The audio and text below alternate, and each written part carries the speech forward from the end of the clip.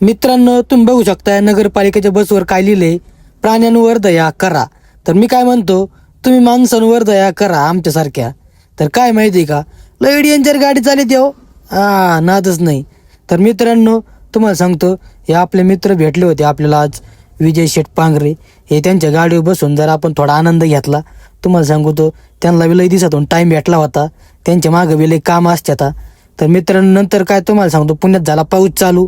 आयला म्हणलं पावसात पाऊस पडल्यामुळे आपल्याला बी लगेच लागलं गिराईक. त्यामुळे आपण बी लगेच स्टार्टर मारून निघालो पिकअप लोकेशनला. तर मित्रांनो, तुम्हाला सांगतो, आपण पिकअप वगैरे करून एवढ्या भर पावसात निघालो आपण मुंबईच्या दिशेने. मग नंतर पुढं आल्या बघतो तर बघा कशी खतरनाक गाडी लावली, टाटा सियारा. नाद करते काय, टाटा म्हणजे नादच नाही करायचा, एकच नंबर.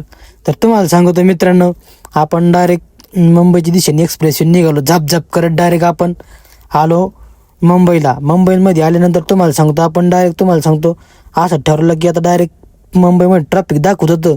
त्यामुळे म्हणलं डायरेक्ट आता आपण कस्टमरला म्हणलं आपल्याला अटल सेतू मार्गे जावं लागेल. ते म्हणले काहीच अडचण नाही.